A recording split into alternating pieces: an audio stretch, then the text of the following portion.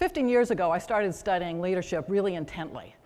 And I learned of a concept that really helped me understand when I was my most successful and when I had failures, when I made good decisions, when I made bad decisions. And so I didn't know this earlier on in my career or when I was a student, but as I started to learn about it, I really thought there was a gem in here that I'd like to pass on, and I'd like to see if any of it resonates with you. It starts off with the result. And to get a result, whatever that means that you're working on, we do an action. That's pretty simple. Nothing revolutionary here, very logical. But the key is that those actions that you take or don't take that impact your result are actually decided in your head. It's your thinking. Now, when I talk about the thinking that has you decide on an action or not is not the thinking that someone told you to think. It's not the list that someone told you to make. It's the thinking that in your soul, in your brain, you really think.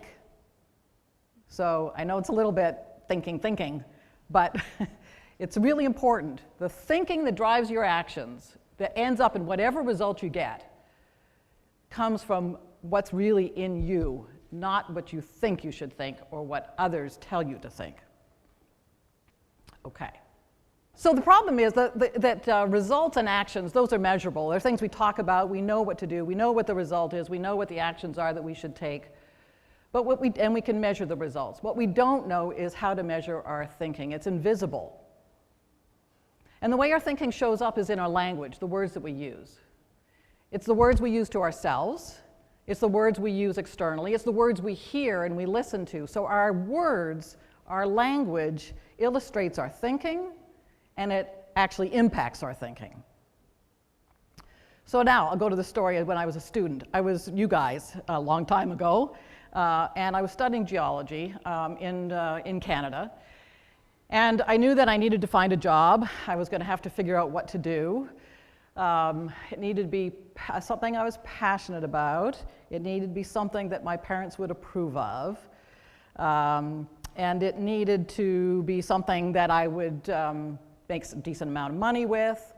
Now, the options were, as I talked to people, I knew I could go to grad school, apply for positions in various industries. What came to mind was the government, use geologists, and then the mining industry, I was told. I could potentially become a professor. I have a lot of PhDs in my family, so I knew that was another option.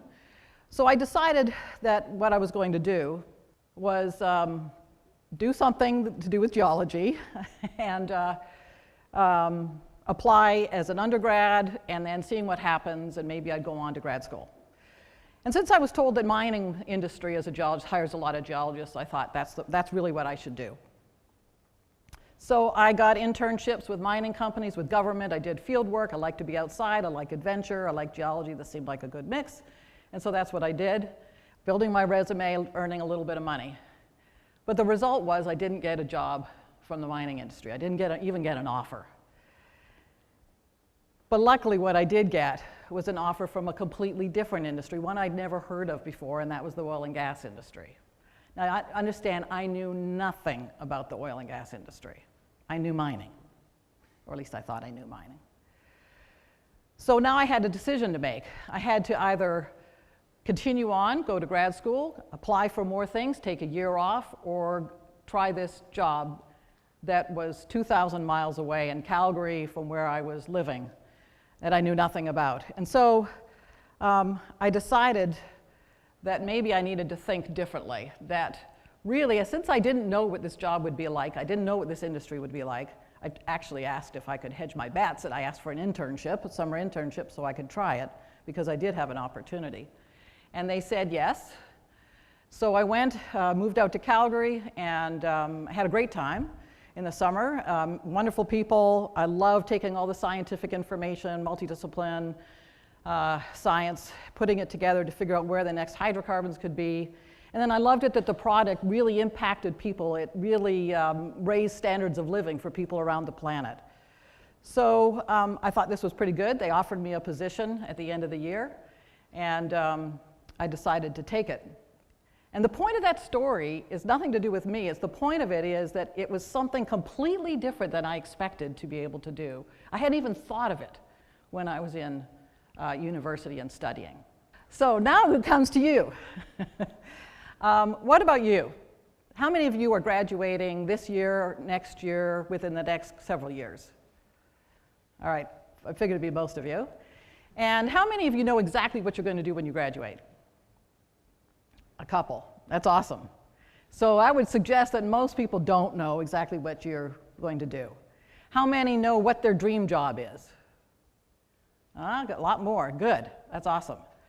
Well, as you saw from my story, I didn't know what my dream job was.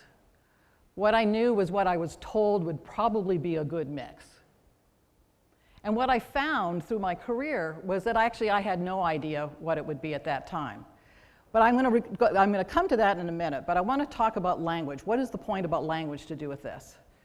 Well, when I was in university, I hoped to get a job in the mining industry. That was my plan. That was what I thought I should do. And listen to that language, I hope. That's what I think I'm supposed to do. Well, what I found out in my career is that if I changed my language and said, I'm going to, or I'm determined to, or I'm going to find a way, it actually had a result that usually ended up in the result I was looking for. It may take several years, but it ended up in that result. But when I hoped, just like the one with the mining industry, when I hoped to get a job, or hoped to do something, or was thinking about doing something, I don't think it ever happened. Certainly the probability was down significantly. And so I want you, when you leave here, think about what that job is. Maybe you're hoping for a job. Maybe you've got a project you need to do. Maybe there's a deadline you need to meet. Use the language and you have to declare it out loud. Say out loud, I hope to do it. I'm planning to do it. I'm thinking about doing it. I would like to do it. And then say out loud, I'm going to do it. I'm going to find a way to make it happen. I'm determined to find a way. You'll find your energy level is up and your sense of commitment is up. Because just that, and all you did was change some words. Because hope leaves an out. You're not committed to it. Saying you're going to do it means you're much more likely to make it happen. Now, you've got to make sure it's something you want to do. But the point is the difference in that language, and it can actually change your thinking. And I've seen it happen, I've experienced it, and I've seen it happen real time. So after I moved from Calgary to Houston, where I live now, quite a few years later, I had figured out now what my dream job was. And my dream job was that I was going to head up an overseas office. Now, I'm in a male-dominated industry. No women had ever headed up an overseas office, certainly not in the company I worked for, and none that I knew of at all in the industry. But I'd figured out that was what I wanted. That was my dream job, and I just wasn't willing to let it go. So my husband and I, we talked it over and tried to think about what would we do if that happened. I knew it was highly unlikely, but I used the language, and you can hear it in my voice. My language was, I'm just not going to give up. I'm going to do everything I can to see if that can happen. And so I declared it to my boss and told him that I wanted to do it.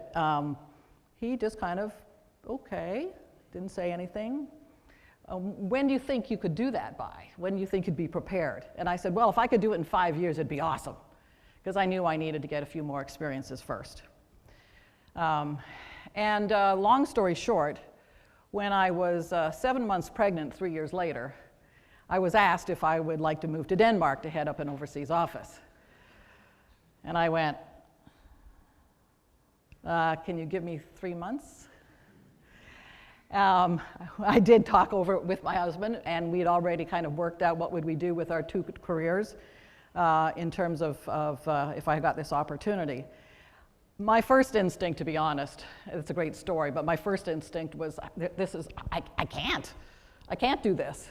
But my second one was, no, I can't let this slip through my fingers. This is the job I'm wanting. I'm going to figure it out. We're going to find a way. And my husband agreed. And so I just had faith that I would work it out. And I did. What ended up happening was we had an amazing experience. The whole family did. It impacted and changed our thinking. It changed the possibilities that we saw as a family. It changed the possibilities for my husband, and it certainly changed the possibilities for me in my career. And that's the point of it, is that it opened up new possibilities. So when you're looking for hitting that bullseye of your perfect job, if you're like me, and some of you know what it is now, but there's several of you that don't, and if you're like me, you don't know what it is because you've got your 20-plus years of experience behind you and you're working on a degree. You may have had some summer jobs, but you don't have that experience of really knowing what really moves you. It's kind of like travel. At least that's an analogy I use. If you can want to move to a country or a city and visit it, but you don't know what it really is like, if you like it, until you experience it, until you see it. So my suggestion is that don't be too worried about finding the perfect job right now. If you don't get that perfect job offer, but you get something else that's in the general direction, go for it. Learn, experience, figure out for yourself. It will work through. There's a great quote by Steve Jobs. You can't connect the dots looking forward. You can only connect them looking backwards. So you have to trust that the dots will somehow connect in your future. You have to trust in something, your gut, destiny, life, karma, whatever. This approach has never let me down, and it has made all the difference in my life. And that has exactly been my experience. So I would recommend that, I'll leave that one up. I would recommend that, that you grab opportunities that you can. Try them out. I believe that careers, and this is true in life, it's a lot to do with the language you use. First thing is to be aware of your language. When you're using one kind of language and not getting the results, or if you're not getting the results you're looking for, think about your language. Are you using hope, plan, would be nice?